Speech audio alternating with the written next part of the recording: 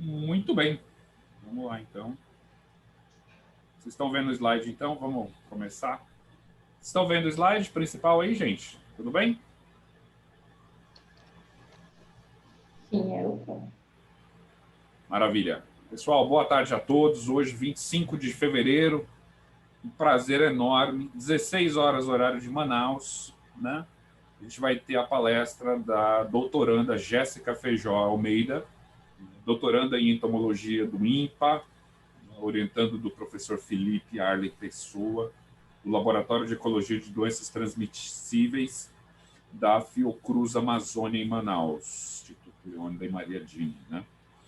O título vai ser Diversidade de mosquitos coletados em diferentes tipos de larvitrampas, armadilhas, em um assentamento rural da Amazônia. Adorei o slide aqui, aquele mosquito macho na unha. Eu achei muito querido a entrada do slide. Muito legal. Muito legal. Ela é formada em Ciências Biológicas pela Universidade do Estado do Amazonas. E, só um instantinho. Ok, perdão. Pela Universidade do Estado do Amazonas. Possui mestrado em Saúde Coletiva pela Fiocruz Manaus, né? Instituto Leônidas e Maria Dini, com ênfase no processo de sinantropização de colicídios na Amazônia brasileira. Atualmente é doutoranda, né, como eu disse, né, trabalhando com ênfase em bioecologia de mosquitos e infecções transovarianas de arbovírus. Tem experiência na área de entomologia médica, ecologia e taxonomia de colicídios e ceratopogonídeos, famosos maruins, colonização em laboratório de Anopheles aquasalis, Anopheles darlingi e Aedes aegypti. Muito legal, muito bom. Agradeço muito a sua participação. Se você quiser compartilhar a sua tela, Jéssica, muito legal. O slide ali que a Amanda colocou. O slide que a Amanda colocou. Não deixou? Deixa eu ver. Ah, já dá. Aí nesse ícone verdinho na parte de baixo do Zoom, está escrito Share Screen.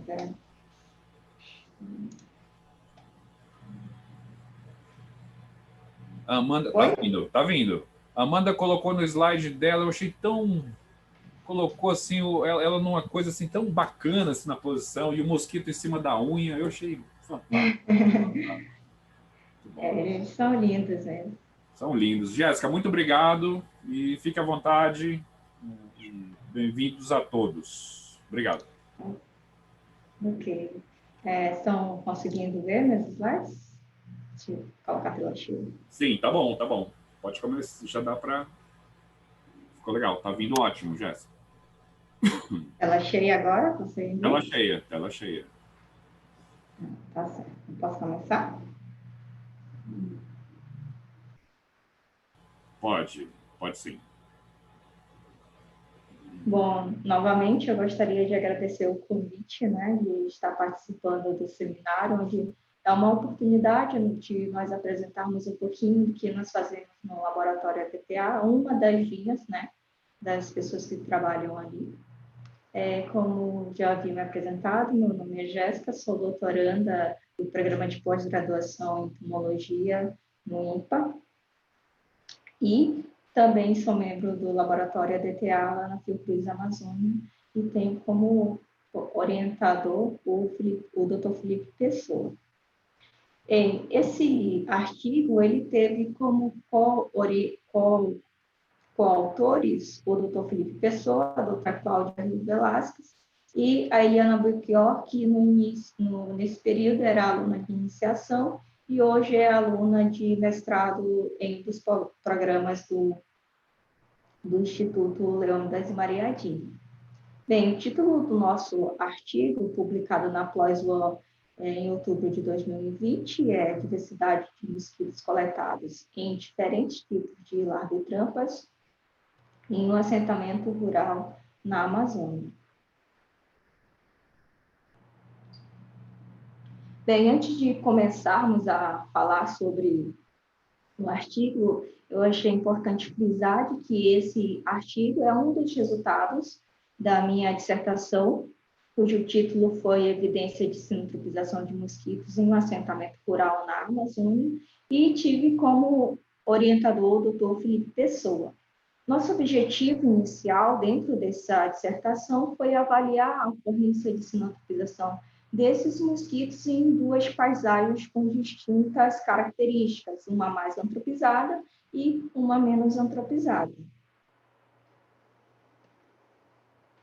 Bem, de maneira geral, os fulicídios eles podem ser encontrados em todo o mundo, quase todo o mundo, de acordo com a ARBAC. Mais recentemente, nós temos 3.583 espécies, e aqui no Brasil ocorrem cerca de 530 espécies.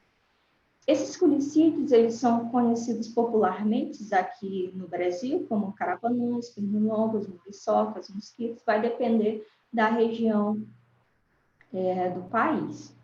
Eles possuem duas fases, uma fase terrestre, que é o mosquito adulto, alado, e ele é macho ou fêmea, e a fase aquática. A fase aquática, ela envolve as fases de ovo, 4 instar larvais e a pupa.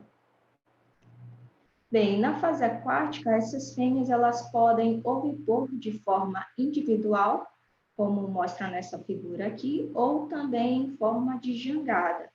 Em geral, dependendo da espécie, aí, pode ser de torno de 20 a 500 ovos ovipostos em uma única postura.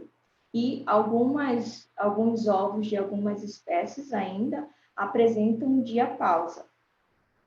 Já as características das larvas, em geral, elas possuem aqui essa característica vermiforme, e essas larvas elas se alimentam de matéria orgânica presente ali naquele ambiente. Embora algumas dessas espécies da família Fulicida sejam predadoras, como, por exemplo, Toxorhynchus hemorroidae, Toxorhynchus, espécie do gênero Toxorhynchus. Há ainda também aquelas espécies que possuem a predação facultativa, ou seja, na falta de alimento ali, ela também pode se alimentar de outras larvas que estão ali naquele mesmo ambiente. E a pupa, ela é subdividida aqui em cefalotórax e abdômen. De maneira geral, os mosquitos imaturos, eles podem desenvolver-se em uma variedade de criadouros. Esses criadouros, eles podem estar a nível do solo ou a nível do céu, serem ainda permanente, semi-permanente ou transitório, e ainda eles podem ser caracterizados como criadouros naturais e criadouros artificiais. Aqui eu peguei um GIF de um criadouro natural, onde a gente pode encontrar essas larvas aqui dentro de um ovo de bananeira. Então, tem larvas aqui de quarto insta, de segundo insta. Outro exemplo aqui que eu trouxe foi essa fêmea, um sabetinho ovipondo em um oco de árvore.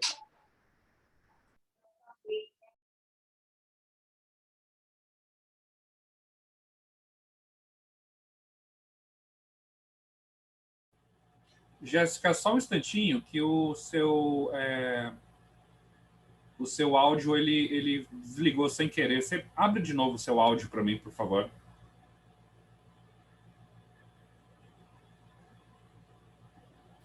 Ah, legal. Oi? Obrigado, agora foi. Perdão. Parou onde? Não, eu estava mutando aqui o pessoal e sem querer eu apertei no seu também. Desculpa. Pode continuar, obrigado. Ok. Então, quanto aos criadores artificiais, aqui eu trouxe 2 exemplos de locais onde essas larvas podem se desenvolver, né? Aqui numa tampa de garrafa PET. Outro local são as construções abandonadas, que também podem servir de local para o desenvolvimento desses imaturos.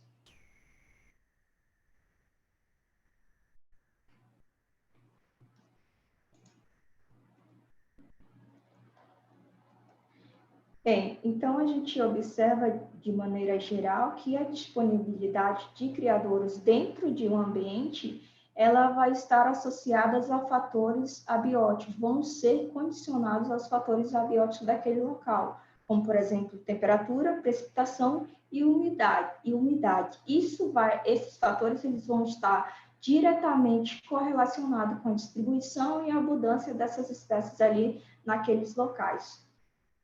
No entanto, ações antrópicas, elas fazem com que hajam alterações nessas condições abióticas, e isso pode proporcionar a esses fatores uma maior intensidade de luz, assim como também um aumento na temperatura, do corte de árvores daquela área. E isso pode gerar uma abundância de criadouro também, em virtude das chuvas irregulares, porque ao sofrer impacto ali também influencia na regulação das chuvas daquele local. E isso pode proporcionar uma maior quantidade de criadouro.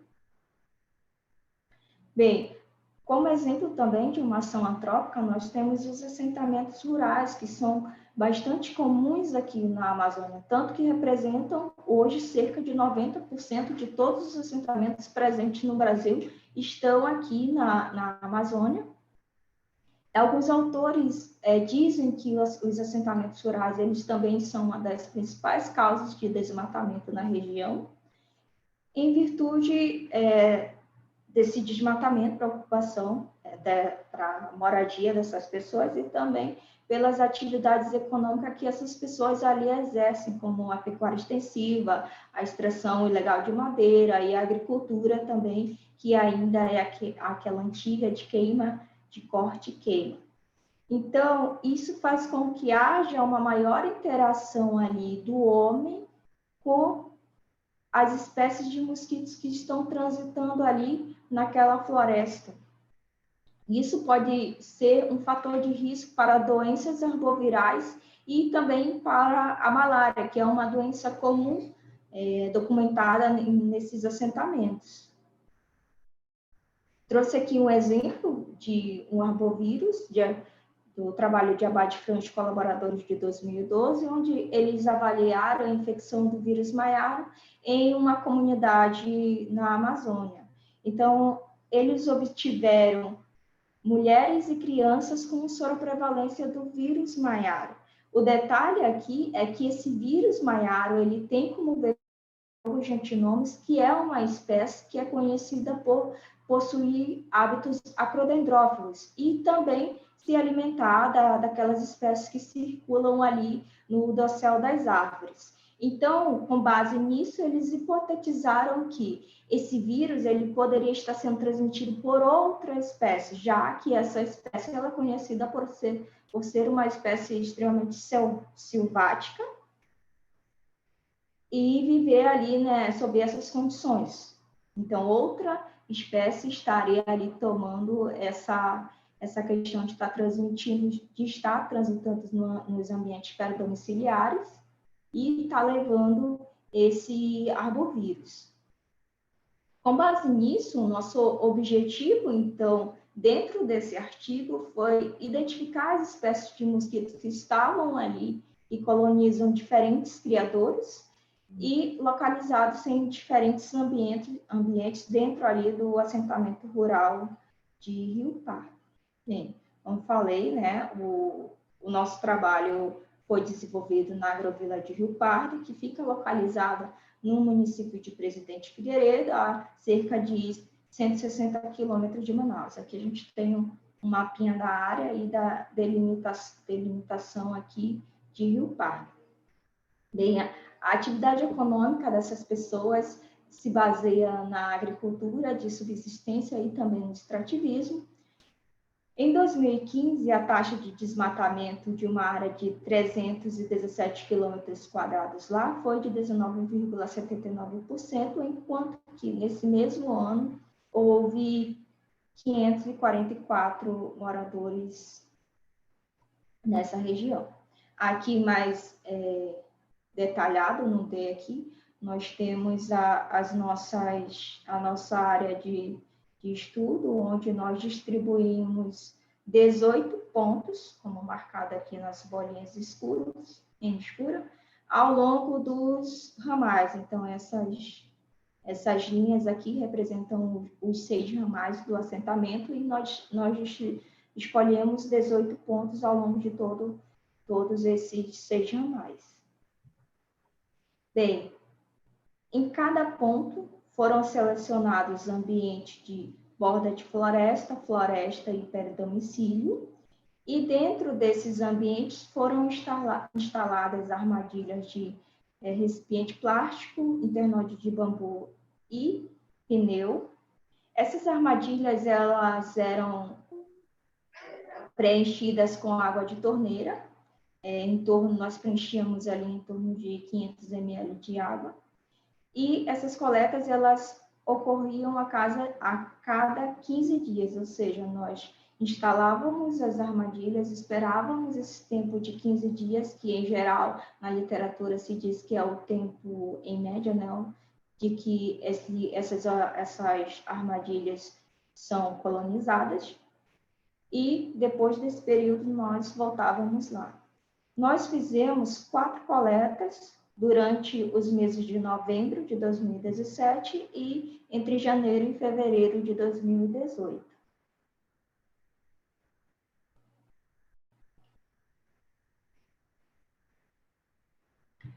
Bem, quanto à instalação das armadilhas, elas ficaram separadas uma da outra a uma distância de 7 metros e a 1 metro de distância do solo. Em cada ponto amostral, nós colocamos 9 armadilhas. Aqui, alguns exemplos de armadilhas instaladas ao longo dos diferentes ambientes. Aqui, a coleta de uma armadilha. Depois dessa coleta de material, nós fazíamos uma triagem inicial, visando separar as espécies predadoras da nossa, para não haver perda dessas espécies. E criamos essas espécies no insetário do Instituto Leônidas e Maria Dini, como no exemplo aqui. Essas espécies elas foram criadas até a emersão do adulto, e a alimentação dessas larvas consistiu na matéria orgânica que nós havíamos coletado ali no momento da retirada do material das larvitrampas. Após a emergência desses adultos, nós identificamos com as chaves de Elene, Foratini e Zabotkin. Para fazer nossas análises ecológicas, nós verificamos a diversidade, equitabilidade, similaridade e curva de rarefação através do software PEST. Verificamos ainda a influência das variáveis, tanto o ambiente quanto a armadilha, sobre a composição dessas espécies através do Permanova. E ainda avaliamos a especificidade e fidelidade dessas espécies usando o índice de espécie Indival. Vale ressaltar aqui que as espécies de Culex melanocônico, nós não conseguimos chegar ao nível de espécie, então ficou a nível de subgênero, e ele foi considerado um morfótipo e incluído nas análises como sendo um único morfótipo. Bem, com o resultado do nosso estudo, nós coletamos um total de 10.131 imaturos, dividido em 10 gêneros e 20 espécies.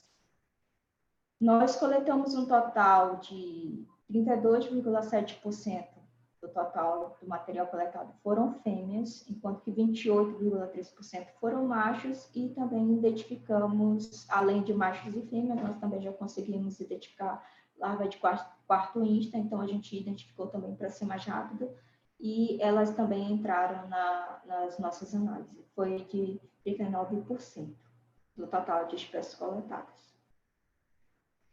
Bem, essas são as 20 espécies coletadas, das quais aqui em asterísticos nós temos as espécies vetoras.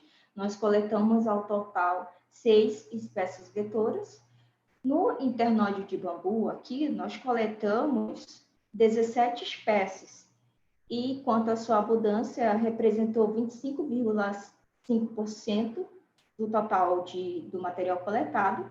Recipiente plástico aqui, nós coletamos 16 espécies e foi representado por 13,2% do total do material coletado. E aqui em pneu, nós conseguimos coletar com essa armadilha 15 espécies, e o pneu aqui representou 61,1% do total de espécies coletadas. As espécies mais abundantes desses estudos foram Culex orycke, com 29,49%, seguido de Trichoprósico digitato e Culex melanocoma. Bem, quanto à curva de rarefação das espécies, nós obtivemos estabilidade aqui na curva do pneu, quando esse se aproximou de uma abundância de 3.000, pouco menos de 4.500 espécies. Na curva de internode de bambu, aqui não houve uma estabilidade, ou seja, essa curva aqui continuou a subir, de forma que nós observamos que isso representa de que nós deveríamos ter mais um tempo coletando com essa armadilha para poder essa curva conseguir se estabilizar. Então, aqui ela não estabilizou ainda. Já recipiente plástico conseguiu estabilizar aqui com em torno de pouco menos de 1.500 indivíduos. Quanto à diversidade de espécies, quando avaliada a partir das larvitrampas, nós obtivemos aqui tanto uma maior diversidade quanto uma maior equitabilidade no recipiente plástico, quando comparado com o internode de bambu e plástico. Através do Permanova, nós observamos que houve foi estatisticamente significativa a diferença de composição da fauna quando avaliada através dessas três armadilhas.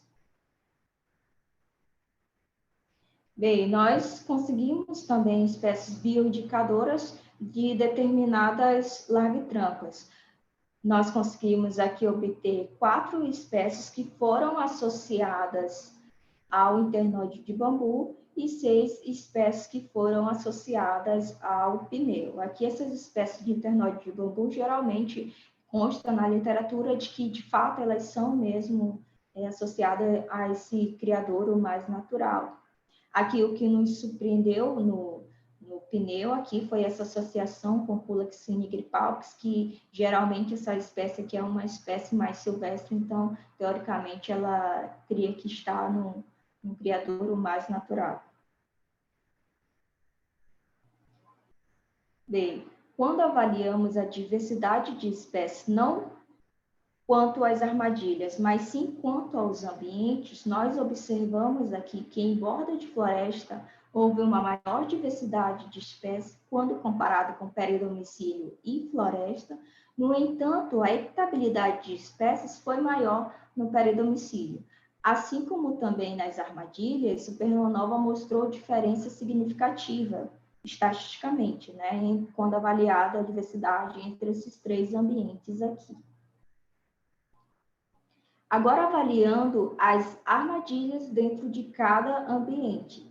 De maneira geral, dentre todas as armadilhas de todos os ambientes, o que obteve uma maior abundância foi o pneu, e a maior riqueza foi entre recipiente plástico e pneu instalado em borda de floresta. Então, de acordo com a tabela, no ambiente de floresta, o recipiente plástico, ele teve a maior diversidade de espécies, assim como também a maior equitabilidade de espécies. Em borda de floresta, já o pneu aqui, ele obteve os maiores valores de diversidade e equitabilidade. Já em peridomicílio, aqui o recipiente plástico, ele obteve uma maior diversidade de espécies, enquanto que a equitabilidade aqui foi maior no pneu. De uma maneira geral, um resumo gráfico dos nossos resultados, aqui a gente observa, quando comparado as larvitrampas entre si, tipo pneu, recipiente plástico, internode de bambu, nós obtivemos aqui uma maior diversidade no recipiente plástico, seguido de pneu e bambu. Quando avaliamos aqui essas armadilhas em floresta, nós obtivemos uma diversidade um pouquinho parecida, só que houve uma sobreposição aqui entre recipiente plástico e pneu. Em borda de floresta aqui, ao contrário do anterior já, o pneu foi o mais diverso, e em peridomicílio aqui, o recipiente plástico foi a armadilha que obteve uma maior diversidade de espécies. B. Como resultado do nosso estudo, os principais achados do nosso estudo, nós podemos observar que, quanto às armadilhas, as armadilhas artificiais, tanto o recipiente plástico quanto o pneu, foram as que obtiveram uma maior diversidade e abundância de espécies. Quanto aos ambientes, a maior diversidade de espécies foi encontrada no ambiente de borda de floresta. E quanto às armadilhas dentro dos ambientes, pneu foi a armadilha com o maior número de indivíduos. E dentro do ambiente de borda de floresta foi também o com maior diversidade de espécies. Outro achado no estudo foi de que todos os nossos 6 vetores identificados, eles foram coletados dentro de armadilhas artificiais. Com base em tudo isso, nós concluímos que essas armadilhas artificiais, elas apresentaram melhores condições para o desenvolvimento desses mosquitos, independentemente de estarem em um ambiente mais preservado ou em um ambiente mais antropizado.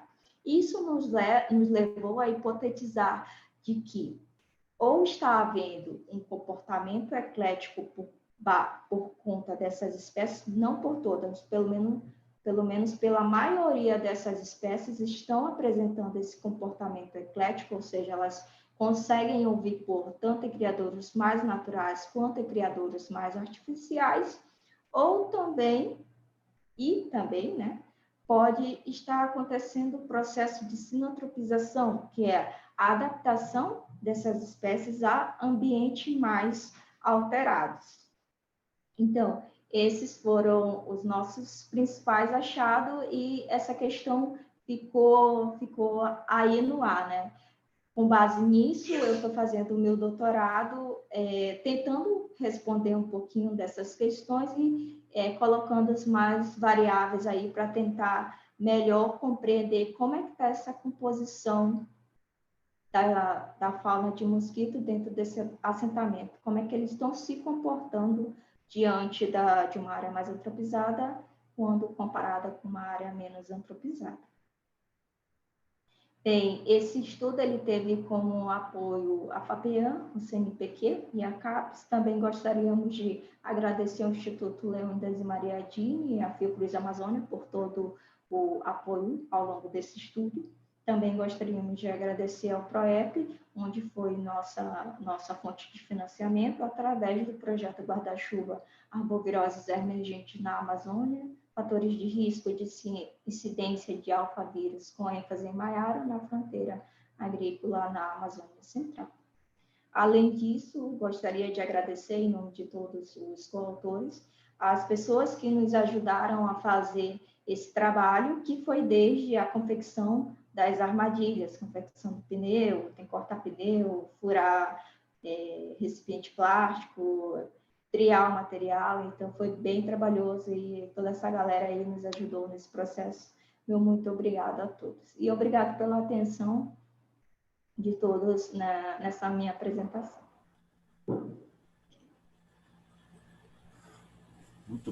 muito bom, Jéssica. Muito bom mesmo. Eu vou inaugurar as perguntas, tem essa prerrogativa. Você falou que em cada ponto amostral você tinha 9 armadilhas, né? Eu acho que eu tinha piscado aqui de repente. Quantos pontos você fez nesse estudo no total? Nós fizemos 18 pontos. O total era 18. Eu queria perguntar outra coisa também, que quando você falou bambu, eu fiquei pensando, né? Deve ter muito sabetinho aí, né? Nessa história, né? E na verdade foi, né? Foi bem legal, né? Foi, sim. Deixa eu ver. Aí pedi para você colocar a lista, né? Aqui. Lá. Bastante. Nós tivemos bastante sabetinho. Uma coisa que eu achei interessante é que, assim, por exemplo, limatos, que é um sabetinho, nas suas análises teve uma espécie dessas duas, né? A Durham e Flavicetose. Flavicetose. Uma delas ela deu mais em plástico, né? Eu achei curioso isso. Sim, sim, sim. Esperaria que fosse mais encontrado em bambu, não é? Elas são, teoricamente, eram para ser mais espécies associadas a criadores naturais, né? Mas, assim, foi uma surpresa, em geral, foi uma surpresa os resultados, e que a gente observa de que, de fato, elas estão, ou possuem esse ecletismo, né?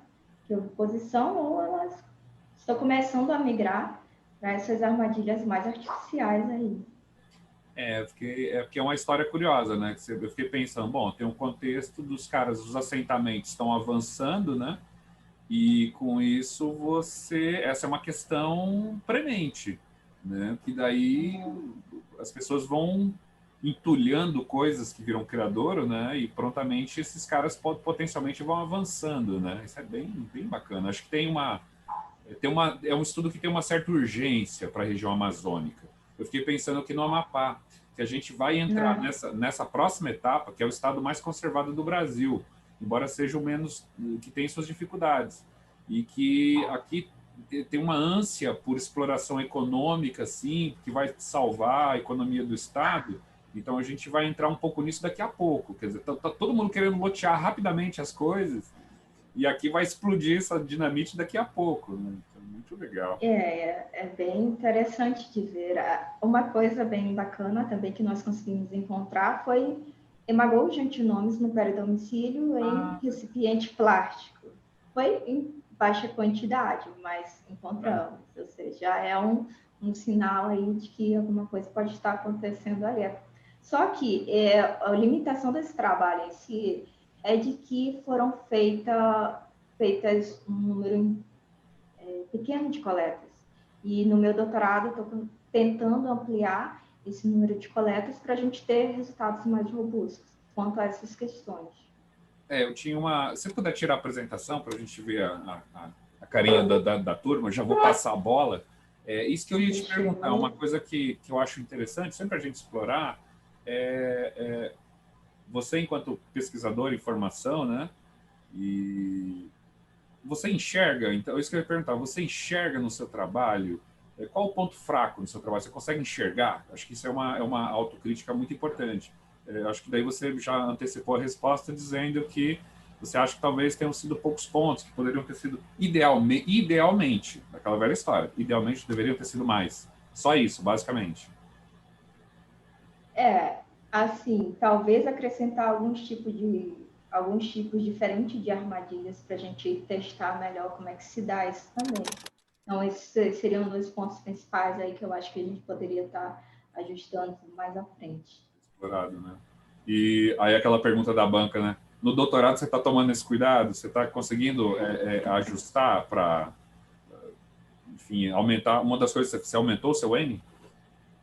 Sim, quanto ao número de coletas, a gente está aumentando. Com a pandemia, eu só consegui fazer duas. Vamos ver. Sim, claro. Além disso, a gente está trabalhando com os fatores abióticos, com fauna associada, para ver como é que está a interação ali naquele mini criadouro, né? É. E ainda vendo arbovírus através de Ah, transmissão verdade. vertical. Então, tem bastante coisa aí. Ele está bem completo, né? Assim, bem produzido, assim, em termos de outras variáveis, né? Isso é bem, bem legal. Pessoal, não vou monopolizar a banca. Passo a bola aí para vocês. Quem quiser fazer no chat, tem muita gente parabenizando. A Keilen, o Paulo Bonatis, parabéns. Trabalho muito bacana. Massa. Silvia Pinho, que é aqui a nossa colega aqui da UFPA, que trabalha com os bichos, os hemoparasitos. Eu quero fazer Pessoal, uma pergunta, por favor, Amanda, por favor. mas é mais curiosidade mesmo, que eu já fiz várias perguntas para a Jéssica ao longo do trabalho dela, porque eu acompanhei uns campos. Eu não lembro se eu já perguntei isso também, mas eu vou perguntar de novo, qualquer coisa. Tem À algum vontade. estudo que mostra assim, se eles têm preferência, por exemplo, com relação à cor do recipiente? Porque eu sei que tanto o pote, né, o plástico, ele é preto, como também o pneu, ele é preto. Então, às vezes, eles têm uma preferência pelo fato do recipiente ser escuro, né? Nem tanto pela característica do material, né? Dele ser um sintético, né? Eu não sei se algumas espécies, assim, por exemplo, eles têm preferência para ovipor em ambientes que a água é mais clara, né? Que ela, enfim, não sei, né? Porque a água vai estar limpa em todos os potes, né? Porque você está colocando água ali fresquinha, mas eu não sei se tem uma preferência pela cor mesmo, assim, né? Se é mais escuro, mais claro, porque, sei lá, eu sei que para anfíbios, nada a ver, né? Mas só puxando. Eu sei que tem algumas espécies de anfíbios que eles tendem a preferir, os gerinos, eles gostam de ambientes escuros, né? E por causa de predação e tal, né? Eles ficam ali mais miméticos, mas aí não sei se tem alguma preferência dos adultos para ovipor com relação à cor, né, do local, assim, de coleta. Bom, as fêmeas em geral, elas têm N preferências, e dependendo da espécie, vai ter uma preferência ali a um lugar ou outro. Eu lembro de um trabalho que eu li, não vou lembrar o autor, mas em que eles avaliaram a cor de uma determinada larvitrampa e houve um maior número de espécies, assim como de indivíduos, nas larvitrampas de cores mais escuras. Aedes também, a Bopix é uma espécie que comumente é encontrada nessas larvitrampas mais escuras. A hipótese com relação a isso é de que essa cor mais escura, talvez, isso eu falando de pneu, foi o que eu li, essa cor mais escura talvez seja o mais próximo de buracos oco de árvore, onde há uma luminosidade ali menor e uma concentração menor de água e uma maior matéria orgânica. Então, poderia estar associado a esse criador mais natural, que é o oco da árvore, que é mais escuro. Mas é uma coisa a se perguntar, né? Porque são poucos os trabalhos que fazem isso, mas é bem interessante essa questão. Verdade, que tem isso, né? Verdade. Eu fiquei pensando aqui que enfim, tem vários trabalhos de variação de cor de armadilha e barraca de xenon preta, barraca de xenon branca, enfim, possibilidades, né? Mas se você pensar no ambiente, uma coisa que se aproxima mais no critério do ambiente natural, em geral, você tem cores escuras, né, Felipe? Não sei se eu tô. Mas em geral as coisas você não tem nada branco assim no mato, assim, fica pipocando assim. A questão é que tem certa fototropia por áreas mais escuras, porque naturalmente eles ficam mais expostos a predadores, né? Ah, é verdade. Então, por exemplo, tem uma armadilha clássica, CDC, para fêmeas grávidas, né? Para Culex e Aedes, e que eles utilizam também um instrumento de sucção, mas com um pote com fundo preto, né? Com água, para atrair especificamente fêmeas já grávidas, que elas vão ser atraídas ali para ovipositar e são sugadas pela armadilha, né? Mas tem outros grupos que também são atraídos por preto, mesmo que não vá ter, por exemplo, a necessidade de oviposição na hora, né? Por exemplo, mutuca, tabane, por algum motivo adora azul e adora preto.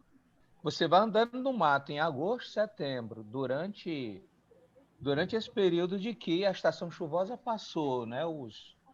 Os criadores estão secando, os adultos estão emergindo, você está arriscado a levar uma surra de mutuca tremenda no mato, né? Então, o Paulo Bonatti, que estava aí fazendo bagunça no começo, fez a besteira de primeiro trabalho de campo dele aí no Mato Grosso de azul. Né? Quando ele tirou a foto e mostrou no grupo, eu fiquei aqui pensando, deve estar apanhando pra caramba, né? Não é, Paulo? Ele foi contando essa experiência dele, né? Mas tanto a Anice Salum como a com Flebótomas, Eunice Galati? Eunice Galati, eles têm trabalhado com malaias pretas, escuras, né? E chanas pretas, e tem, inclusive, visto fauna diferente, que vai atraída pelo pano branco e outras coisas que vão sendo atraídas pelo pano preto, né? Então, é algo que, com o tempo, né, pode se trabalhando melhor. É como armadilha luminosa utilizando, né, os diodos de cores, de espectros diferentes, né, de lâmpadas azuis, verdes, vermelhas, vai atraindo coisinhas distintas também, né? Uma coisa para que no futuro aproveitar essa moçada aí que aguenta fazer muita coisa ao mesmo tempo no campo e testando essas variações, né? Verdade, verdade. Conheci o trabalho desse cara do Diodo, que é um cara lá do Maranhão, que ele publicou algumas coisas explorando essas variações. É um do Maranhão. Eu até pensei um tempo atrás em convidar, enfim, mas eu lembrei disso agora, que dos trabalhos dele. Ele tinha uma linha, assim, tinha uns 3, 4 trabalhos com essa pegada, bem interessante. O Paulo está aqui falando que azul no mato nunca mais. Nunca mais. Ele não vai com a camiseta do Grêmio. Nunca mais para o campo aprender.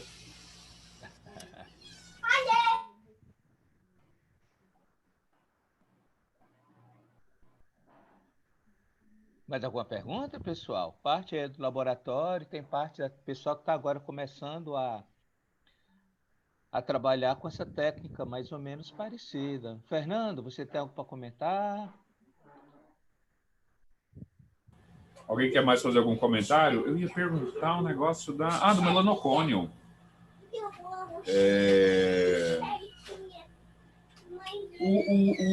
Bateu uma curiosidade. O Culex uric, ele não é um melanocônio. Eu não conhecia esse. Não, ele é subgênero Carrólia. Carrólia. Legal. E aí os melanocônios ficaram. E pega muito macho, né? Isso que é legal. Acaba eclodindo muito macho. Vocês tiveram muita perda de larva, porque assim, no final vocês contabilizaram os caras que metamorfosearam para adulto, né? Foi isso? Mas assim, as larvas ao longo da... se baseou no adulto depois que eclodiu, né? Foi por aí. Sim, a maioria foi assim, só que como nós já sabíamos mais ou menos o que ia ter ali naquela armadilha, então eu comecei a identificar a larva também para ser mais rápido esse processo de eclosão, que demora. Mas ao longo dessa criação no laboratório, quando eu primeiro comecei a usar ração de peixe para ver se elas se alimentavam e algumas acabaram morrendo. Então eu deixei com a matéria orgânica porque eu vi que elas já estavam se desenvolvendo bem. E elas continuaram super bem, eu quase não tive perda de larva por conta disso. A perda de larva que eu tive, eu esqueci de colocar aqui, foi só no momento do transporte, né? Porque nós viemos de Rio Pardo para Manaus, que é a estrada complicada, a estrada de barro, né? E são quase 3 horas de viagem de carro. Jéssica, eu tava, desculpa te cortar, eu estava confundindo aqui, que eu vi o trabalho do Maiaro, não sei, eu associei, vocês fizeram muita coisa em Presidente Figueiredo, eu achei que era Presidente Figueiredo. Em Presidente Figueiredo, só que é dentro de um assentamento. É isso? É dentro de um assentamento em Presidente Figueiredo. Aí pega um trecho de estrada de terra.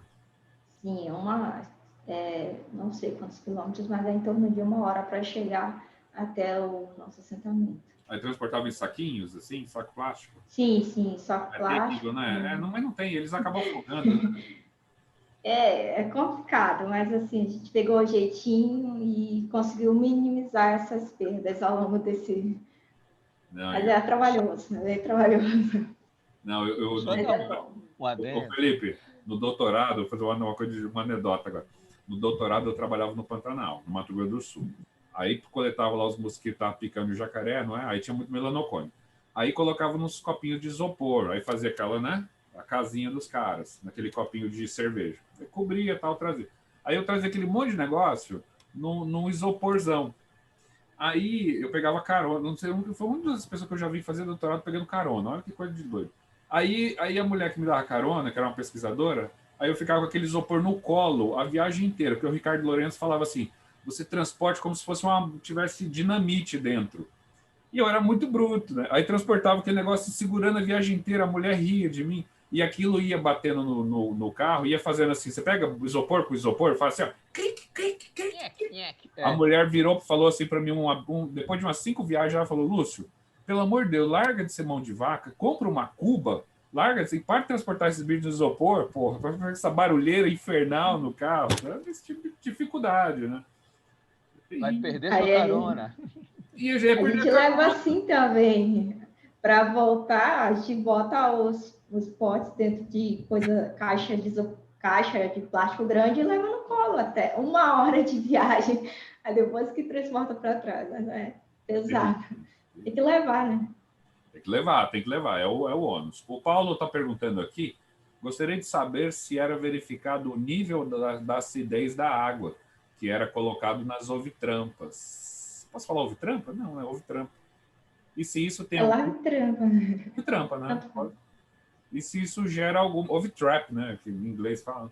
Se gera alguma influência. Porque você deixava a água, aí 15 dias depois você ia coletar? Isso. Será que a água mudava muito em termos de condição entendeu? Se, assim, depende do período. Por exemplo, em período chuvoso, Ah, verdade. as armadilhas eram constantemente lavadas, então, em geral, a água era mais cristalina. Já no período mais seco, quando tinha mais período de sol, essa água ficava um pouco mais turva. Na armadilha de bambu, essa água ela ficava amarelada, mais fermentada. Já na de pneu ficava um pouco mais escuro, concentrava uma maior matéria orgânica ali, então ficava um pouco mais escura. Mas quanto à acidez, nós não medimos. Sim. Só que eu vou fazer agora no meu doutorado, medir essas variáveis abióticas dentro das armadilhas. Aí eu entendi. Aí eu fiquei com a curiosidade agora. Por exemplo, você estava lá com a armadilha de pneu, com aquele volume de água, aí você volta lá, coloca agora, volta daqui a 15 dias, mas está chovendo, aquela chuva boa, né? Tropical, amazônica. Nesse intervalo de 15 dias não vazava um pouco, será? Tinha isso? Vazava, era um experimento em campo, né? Então, Então tinha o que essas variáveis que vai influenciar, mas é o que a gente Não, não normal, pode normal, controlar, normal. né? Aí começa cada gota, as larvas vão para baixo. Aí o que escorre pela beirada, o volume, provavelmente, né? Provavelmente. Muito bom, muito bom. Sim. E não ficava coberto, então acabava, podia vir matéria Não. caindo, né? Não, todas ficavam bem abertas. Legal, legal. Não, é coisa do campo. Tem aquela história que água fermentada é mais atraente para alguns bichos. É difícil mensurar nessas condições. É um negócio fantástico. Um belo trabalho. Alguém quer fazer mais alguma pergunta, meus Olá. amigos? O pessoal da entomologia é tímido, né? Eu percebo isso. Eu queria falar. Pode. Abre a sua câmera, Fernando. Você está de pijama também? Eu queria falar. Parece meus alunos. Aqui, os alunos que eu vou dar aula. Aí o aluno, aí eu pergunto, você está de pijama, meu? Ninguém abre essa câmera. Peraí. Aí os alunos começaram a falar que eles ficavam realmente de pijama. Porque a aula é muito cedo, de manhã, até agora tem isso. Abre a câmera, Fernando, por favor. Tá, peraí. Aí vai trocar de roupa. Pronto, desculpa. Já, Aí. agora dá para ver. Agora. Então, eu tô com a Jéssica aí nessa aventura agora, né, fazendo coletas também. Eu estou avaliando os acrodendrófilos e a técnica é parecida, é semelhante, né? A gente usa as larvitas. Lá no topo. Uma coisa que, lá no topo, respondendo no topo das árvores, é isso, Fernando? Lá no topo, Isso, lá na copa das árvores, isso. Isso quantos metros vai aí? Você é aluno do Felipe? Sou aluno do professor. Quantos metros, Varia, mais ou menos? as alturas variam. Mas é de 25 a 30 metros, por aí. 20 a 30 metros. Legal, hein?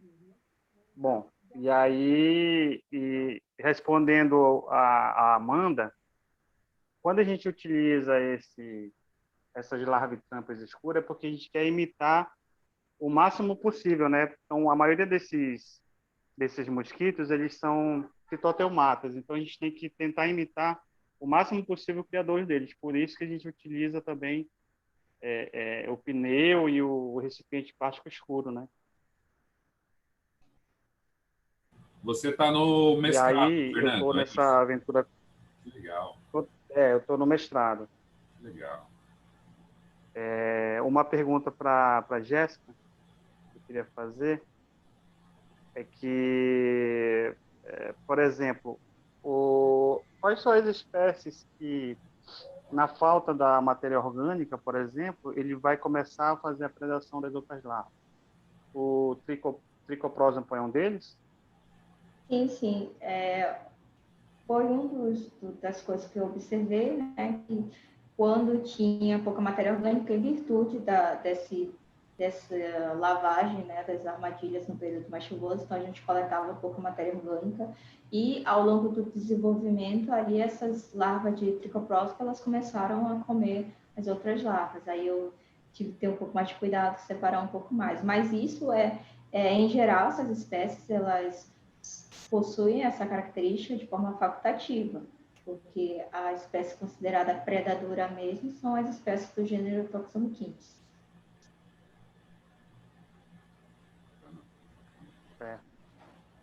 Tá bom, Jéssica. Parabéns pelo trabalho. Obrigada. Obrigado, Fernando. Maravilha. Sorte aí nas suas escaladas. Você não precisa escalar, você faz aquele esquema de dar uma tiradeira, não? Você faz a tiradeira, aí vai passando. Na Balaclava, né? Não? Isso, aí coloca Baladeira. os fios lá e vai puxando as larvas e tampas.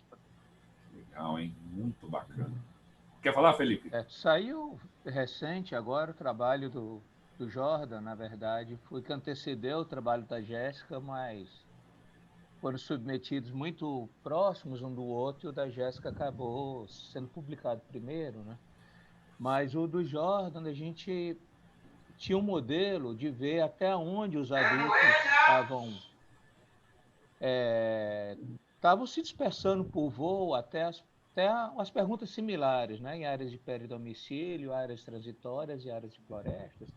E nós tínhamos plataformas, né, em cima da copa das árvores, e que os meninos ficavam lá com cinturão de segurança, né, lá em cima, com capacete, tinha umas fotos bonitas, até que apareciam os macacos que começavam a jogar cocô neles, né? Tinha toda uma aventura de macaco jogando bosta nos alunos lá em cima, que aquela sessão de a gente baixar a autoestima, né? Que você está aqui e vão te jogando cocô na cabeça, assim, aquela coisa do... E eles não trabalho. roubaram, eles não mexiam nas armadilhas, Felipe? Não, isso daí não quando era armadilha. esses, Não era armadilha. não era armadilha, né? Não mexiam? Os meninos, eles eram isca humana, na verdade, era London Cat, né? Você não pode falar a palavra isso aí isca dá humana, um né? palavrão. Então, esse detalhe sutil, né?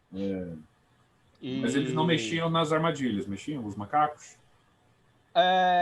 O Fernando agora, ele encontrou, ele inclusive até tirou umas fotografias de algumas das armadilhas que foram içadas, elas foram mordidas, né, Fernando? Puta merda.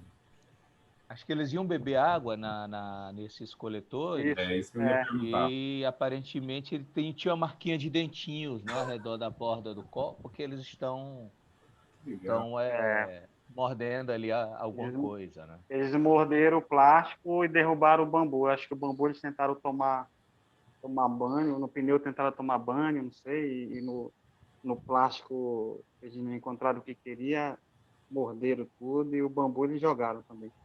Quase uma bagunça. Mas foi só em um ponto que a gente encontrou isso. Não, menos mal. Não é uma perda acentuada, mas muito interessante, né? Porque é uma peculiar, né?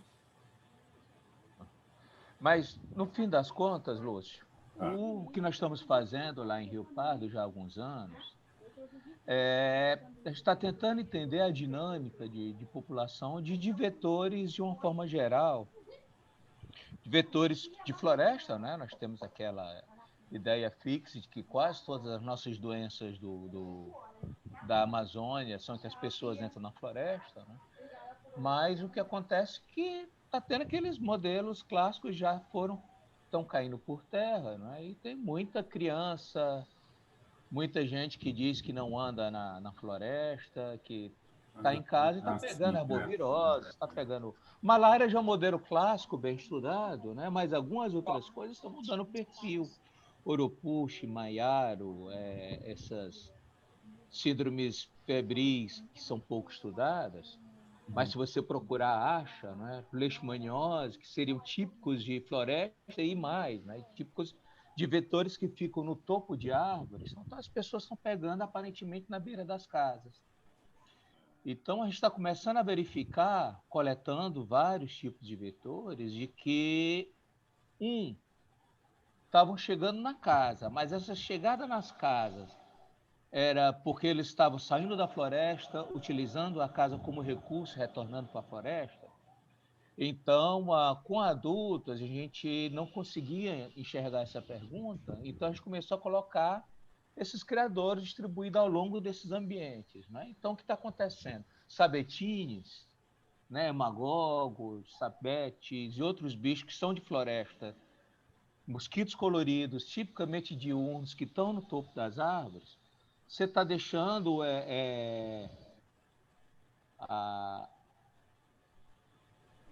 containers com água, containers pequenos, e eles estão, além de passar por ali adultos picando humanos, eles estão também deixando ovos no caminho.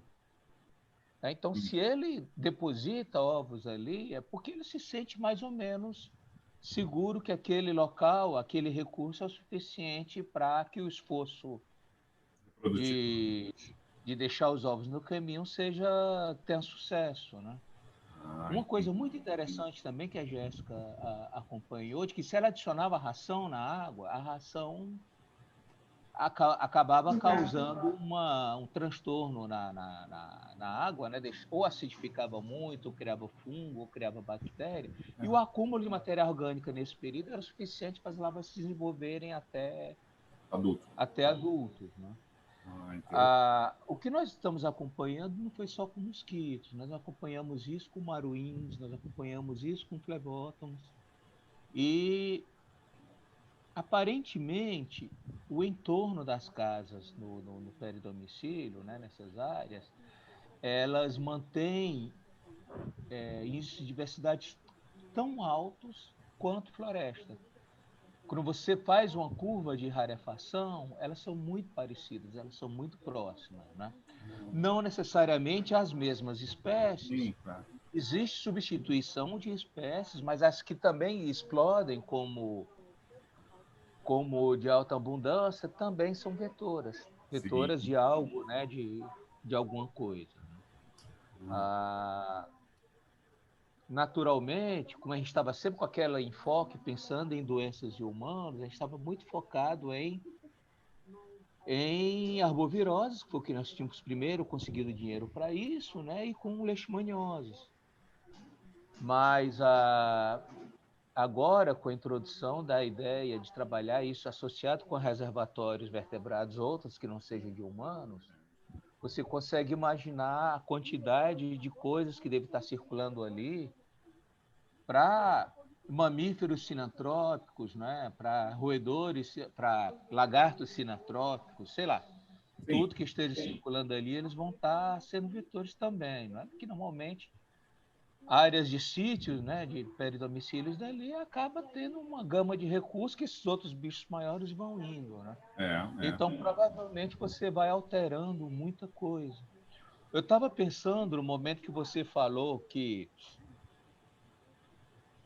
o Amapá tem uma característica interessante, porque também tem muita área de lavrado, né? Muita área de cerrado.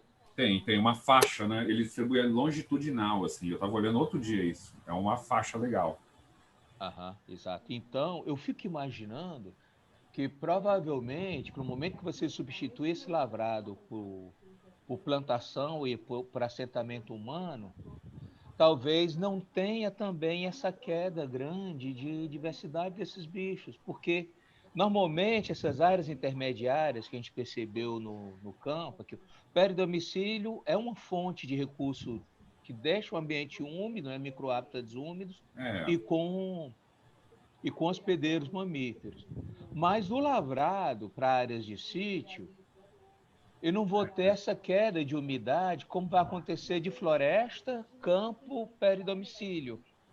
Ele já é Né? seco, Então, ele já é mais seco. Ele é mais seco. Então, né? eu acredito que talvez aconteça um processo adaptativo dos vetores daí do Amapá, desses tipos de ambientes, né, que sejam essas áreas lavradas, você tem um processo de adaptação desses vetores em peridomicílios mais rápidos. Né? Acho que Interessante. vale a pena você ficar pensando nessas áreas que estão desmatando o lavrado muito rápido para assentamento agrícolas, alguma coisa desse tipo. Né? Porque o lavrado, eu me dei conta só recentemente, né? Que o lavrado é interessante porque o lavrado é a região plana. Tirando essa região que está no entorno, que é o lavrado, que é plano, é legal para plantar. Eu não tinha essa associação. Saiu do lavrado, começa a ficar um negócio, um terreno muito acidentado, e o cara não vai cultivar. Então, as pessoas estão de olho no entorno do lavrado mesmo. Esse é o ponto, porque são áreas boas de cultivo, de colonizar, tem estrada. Enfim. É verdade, Felipe, Então, interessante. pensando talvez para calazar, para, sei lá, muita coisa, vai ter explosões, não é? Sim, provavelmente. Isso num tempo relativamente rápido, né? Uhum. Saindo do norte, indo para o nordeste, pegando a experiência que eu tive lá, eu trabalhei muitos anos em uma serra úmida e que essa serra úmida teve um processo agora de desmatamento muito rápido Uhum. e a caatinga subiu em algumas serras e, por exemplo, o Longe-Palpos foi acompanhando. Então, de dados de... Nossa, estou ficando velho. Literalmente, de 25 anos atrás, de quase 30 anos atrás que nós tínhamos de lá, comparando, a gente não encontrava Longe-Palpos, por exemplo, a 500 metros de altura, 600 metros, e agora são espécies dominantes. Mas nessa área, antes tinha floresta. Foi removida e Caatinga subiu. Na verdade, não foi Aí o cara Caatinga, né? tá Subiu chegando lá, né? Matinha-se vergonha com características de Caatinga, né? E o Longe Palpos, ele foi junto, Avançando. né? Pensando em outros vetores. Acho que os mosquitos associados também a esse tipo de vegetação, né? Vão acompanhando também. Acho que vai acontecendo muita coisa nesse sentido. Interessante, cara. Muito interessante. Boa essa sacada, Felipe. Boa essa sacada. Acho que dá pra gente pensar coisas assim. É que a gente teve que submeter uma proposta que ligava desenvolvimento regional com saúde e o PPG Biodiversidade, que os 3 programas para captar bolsas, né? No modelo da CAPES, tipo, você faz um projetão e aí com isso você capta as bolsas e aí tem vários eixos temáticos, tem vários programas com eixos temáticos diferentes. A gente acabou ficando com saúde, né? E recebendo Eu bolsa acho que do se você doutorado fosse para isso. pensar em fauna, droga, a boca Sucessão, não né? está deixando eu falar. Fauna sucessional. Uhum. Bom, as faunas que vão sucedendo umas às outras, a proporção que vai tendo o desmatamento e você fazendo hipóteses de alteração de abundância de vetores, se encaixa como uma luva, né? É um bom Porque caminho, você né, Felipe? pensa em recursos de agricultura, você pensa em pensar, bom, esse pessoal vai plantar isso aqui, mas tem que pensar na saúde deles, porque pode aparecer calazar, pode aparecer malária ou arbovírus típico de determinada região que desmatando, eles vão deixar de picar passarinho e vão picar humanos, né? E assim vai. Agora, são programas que você não responde em 2, 3 meses, não é? Você tem que pensar em algo a médio prazo, a longo prazo, escolher uma área gostosa e pensar, bom, eu vou estar aqui nesses próximos anos e fazer um esforço pessoal para ir, tá indo sempre, né? E, Exatamente. Lúcio, lá em Rio Pardo a gente não tem ficado arrependido, porque as perguntas vão aparecendo. Aí de mosquitos apareceu a Amanda com os lagartos dela, apareceu outra pessoa com ratinhos, aí vai, sabe? Agora vendo as palestras de vocês com o Francisco, pensando nos passarinhos e os parasitos de pássaros, né? E agora com o bendito Covid, o pessoal começa a pensar nos morcegos e É, fica nessa área de transição com humanos, é um mundo, né? é o mundo. E que muitas vezes a gente pensa em excursão na Amazônia pensando em, sei lá, ir lá nas terras dos índios canibais, de não sei por onde, longe, 4 horas de voo de teco-teco, enquanto muitas vezes a gente tem coisa na esquina de casa que dá para mexer. Não tem a mesma emoção de ir na floresta, na África Exatamente. profunda, como seus filmes dos anos 50, É. mas que responde algumas perguntas, são projetos relativamente baratos, né? Se você conseguir estar acompanhando com imagens de satélites ou algo que possa mostrar o processo de desmatamento, né, de ocupação de casinhas e de tudo, muitas vezes você consegue isso pela Sim, prefeituras do local, que eles têm imagens de satélites, algo desse tipo, né? E dá para ir fazendo esse acompanhamento anual, de 2 em 2 anos, ou algo desse tipo. é verdade. Então, Legal, dá tem uma para previsibilidade. colocar muito esforço disso aí. É. E